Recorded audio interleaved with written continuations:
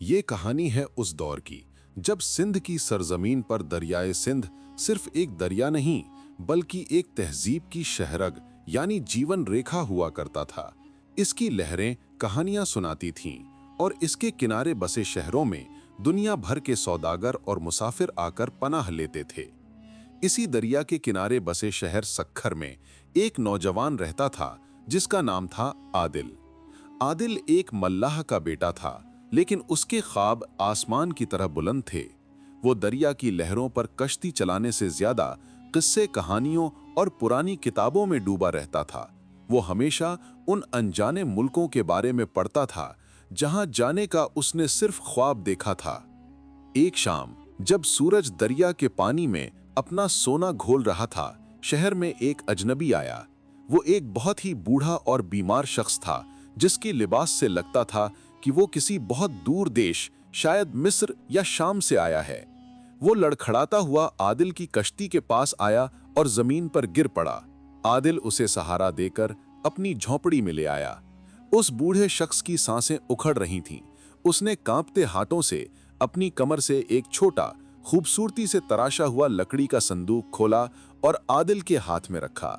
ये अमानत है, बूढ़े शख्स ने टूटी हुई आवाज में कहा। इसे आईना खाना तक पहुंचाना है। आईना खाना? आदिल ने हैरत से पूछा। ये कहाँ है? बूढ़े शख्स के पास जवाब देने का वक्त नहीं था। उसने आदिल के हाथ में एक पुराना नक्शा और एक अजीब सी चाबी थमा दी। यकीन पर भरोसा करना और सायों से होशियार रहना, ये उसके आखिरी अल्फाज थे। आदिल ने उस बूढ़े अजनबी को इज्जत से दफना दिया। अब उसकी गोद में एक ऐसी अमानत थी जिसके बारे में वो कुछ नहीं जानता था। उसने नक्शा खोला। वो सिंध का ही नक्शा था, लेकिन उस पर आईना खाना नाम की कोई जगह नहीं थी। नक्शे पर बस एक इशारा था, एक ऊंचे टीले पर बने एक मकबरे की तस्वीर जिसके ऊपर पूनम का चांद चमक रहा था। और उस संदूक में क्या था? आदिल ने उसे खोलने की कोशिश की, लेकिन वो उस अजीब सी चाबी के बिना नहीं खुल सकता था। आदिल की जिंदगी में एक रहस्य दाखिल हो चुका था। उसके अंदर का मुसाफिर जाग चुका था। उसने फैसला किया कि वो इस अमानत को उसकी मंजिल तक पहुंचाकर रहेगा। उसने अपनी छोटी सी कश्ती तैयार की और दरियाए सिंध के बहाव के उल्टे एक अनजान सफर पर निकल पड़ा। उसे नहीं पता था कि जैसे ही वो सफर पर निकला, दो साए भी उसके पीछे लग गए। सफर के कुछ ही दिन बाद आदिल की मुलाकात दो जुड़वां भाइयों से हुई, हसन और हुसैन।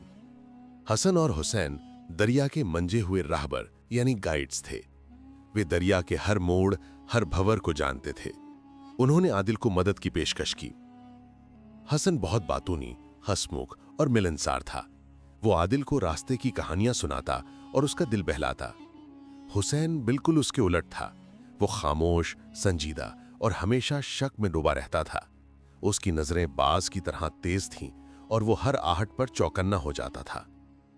आदिल को हसन की सोबत अच्छी लगती थी, जबकि हुसैन का बर्ताव उसे अजीब और खुरदुरा लगता था। एक रात जब वो एक पुराने किले के खंडरों के पास रुके हुए थे, आदिल ने उन्हें नक्शे के बारे में बताया। हसन ने नक्शे को देखकर कहा, अरे ये तो बीबी जमाल खातून का मकबरा है। हाँ, वो यहां से कुछ दिन के सफर पर है, हम तुम्हें वहां पहुंचा देंगे। हुसैन ने नक्शे को गौर से देखा और कहा, इस रास्ते पर खतरा है। आगे दरिया तंग घाटियों से गुजरता है और वहां डाकुओं का डर है। हसन हंसा, अरे तुम भी हमेशा डराते रहते हो भाई, हम कोई बच्चे हैं क्या? आदिल भाई, तुम फिक्र मत करो। आदिल ने भी हुसैन की बात को वहम समझकर टाल दिया। कुछ दिन बाद जब उनकी कश्ती उन तंग घाटियों से गुजर रही थी, उन पर हमला हो गया। डाकुओं का एक गिरोह चट्टानों के पीछे से निकल आया और उनकी कश्ती को घेर लिया। लड़ाई हुई। आदिल और हुसैन ने बड़ी बहादुरी से मुकाबला किया, लेकिन डाकू तादाद में ज्यादा थे। और तभी आदिल ने वो देखा जिस पर उसे यकीन नहीं आया। हसन, जो उनका दोस्त बना हुआ था, वो डाकुओं के सरदार से हाथ मिला रहा था। ये एक जाल था। हसन ने ही उन्हें यहां फंसाया था। डाकुओं ने आदिल को पकड़ लिया और उसके हाथ पैर बांध दिए। वो लोग उस लकड़ी के संदूक को खोलने की कोशिश करने लगे, लेकिन वो नहीं खुला। चाबी कहां है? डाकुओं के सरदार ने आदिल की गर्दन पर खंजर रखते हुए पूछा। उसी वक्त हुसैन, जो लड़ाई में जख्मी होकर गिर पड़ा था और जिसे सब मरा हुआ समझ रहे थे, अचानक उठा। उसने पास पड़ी एक जलती हुई लकड़ी उठाई और डाकुओं पर हमला कर दिया। इस अचानक हमले से डाकू घबरा गए। इसी भगदड़ का फायदा उठाकर आदिल ने खुद को आजाद करवाया। हसन ने जब देखा कि बाजी पलट रही है तो उसने हुसैन पर पीछे से वार करना चाहा, लेकिन हुसैन पहले से ही तैयार था। उसने घूमकर अपने ही भाई के हाथ पर ऐसा वार किया कि उसके हाथ से खंजर छूट गया। डाकुओं का गिरोह हार मानकर भाग गया। अब उस खामोश घाटी में सिर्फ 3 लोग बचे थे, आदिल, जख्मी हुसैन और धोखेबाज हसन। क्यों? आदिल ने हसन से पूछा। मैंने तुम पर भरोसा किया था। हसन की आंखों में आंसू थे, लेकिन उसकी आवाज में नफरत थी। भरोसा? ये दुनिया भरोसे पर नहीं, ताकत पर चलती है। मैं हमेशा हुसैन के साये में रहा। सब उसकी बहादुरी की तारीफ करते थे, उसकी समझदारी की मिसाल देते थे। मैं भी कुछ बनना चाहता था। हुसैन ने अपने जख्मों की परवाह किए बिना कहा, बनना चाहते थे या चुराना चाहते थे? तुम हमेशा से छोटे रास्तों के पीछे भागते रहे हो हसन। उस दिन आदिल ने एक कड़वा सबक सीखा। कभी कभी जो चेहरा सबसे ज्यादा मुस्कुराता है, उसके पीछे सबसे गहरा राज छिपा होता है, और जो आंखें सबसे ज्यादा शक करती हैं, वे असल में खतरे को सबसे पहले देख लेती हैं। हुसैन ने कहा, अब हम एक साथ सफर नहीं कर सकते। उसने अपने भाई हसन को कुछ खाना और पानी देकर कहा, जाओ अपना रास्ता खुद चुनो, आइंदा मेरे रास्ते में मत आना। हसन शर्मिंदगी और गुस्से के साथ अंधेरे में गायब हो गया। आदिल और जख्मी हुसैन ने अपना सफर दोबारा शुरू किया। आदिल का भरोसा टूट चुका था, लेकिन हुसैन की खामोश वफादारी ने उसे एक नई हिम्मत दी थी।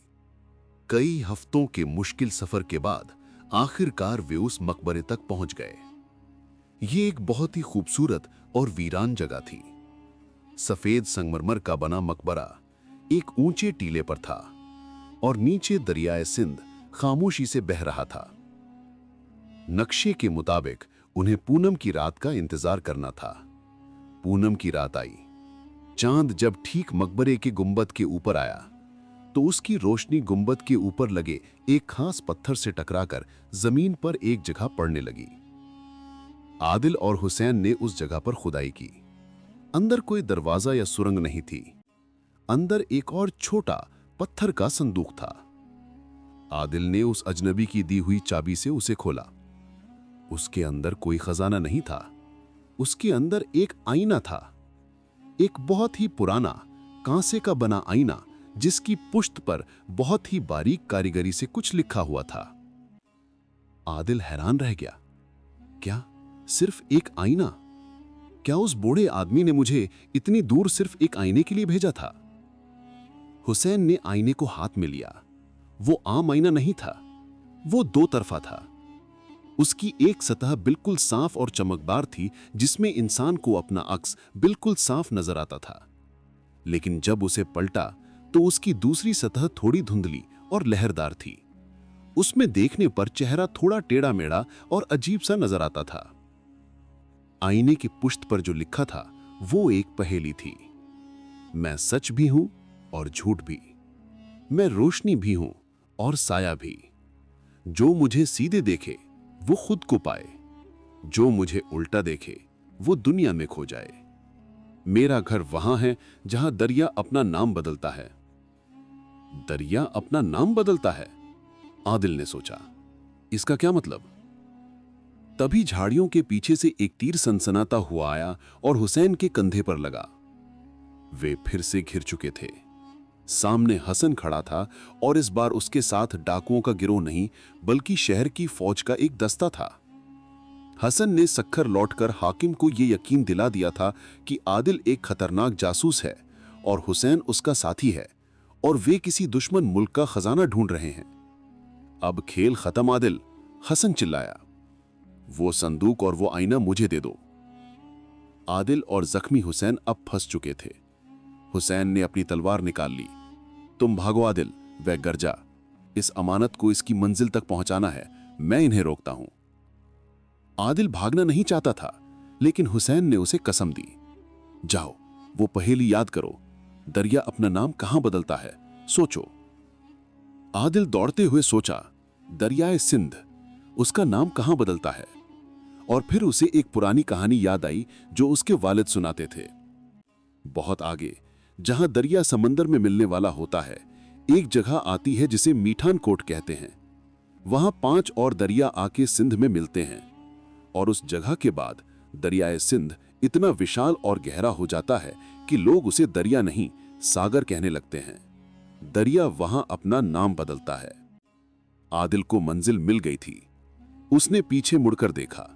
हुसैन अपने ही भाई हसन और पूरी फौज से अकेला लड़ रहा था, सिर्फ उसे वक्त देने के लिए। आदिल की आंखों में आंसू थे, लेकिन वह भागा। आदिल कई हफ्तों तक भटकता रहा, छिपता रहा और आखिरकार मिठान कोट पहुंचा। ये एक खामोश और पुरसुकून जगह थी जहां 5 दरियाओं का पानी मिलकर एक हो रहा था। उसने उस बूढ़े अजनबी के दिए हुए लकड़ी के संदूक को खोला। वो अब तक बंद था। उसने आईने वाली चाबी से उसे खोला। संदूक के अंदर सिर्फ एक और छोटा सा आईना था, बिल्कुल वैसा ही जैसा मकबरे में मिला था। और एक आखिरी खत।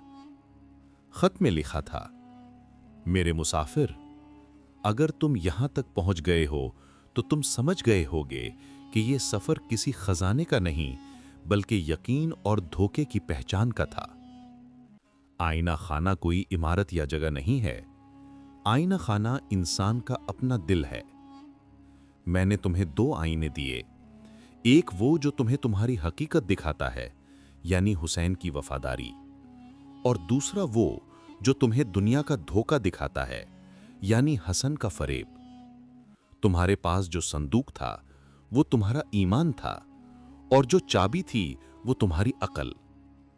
जिंदगी के सफर में तुम्हें हमेशा ये 2 आईने मिलेंगे।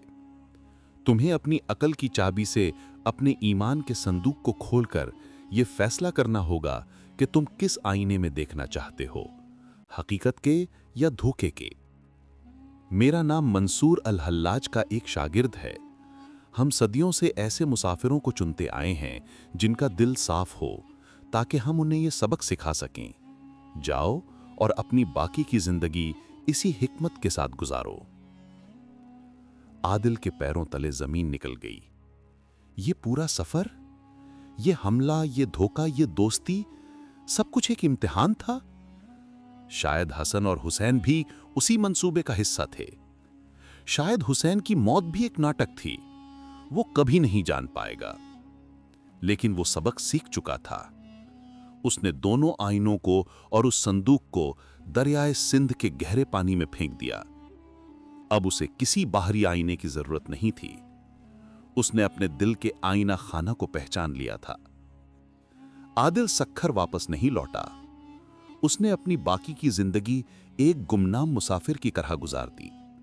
वो दरिया के किनारे बसे गांवों में घूमता और लोगों को सिर्फ एक ही कहानी सुनाता, एक ऐसे सफर की जहां सबसे बड़ा खजाना अपनी खुद की पहचान करना था। लोग उसे आईने वाला बाबा कहते थे और वो मुस्कुरा कर कहता, आईना बाहर नहीं, आईना अंदर होता है।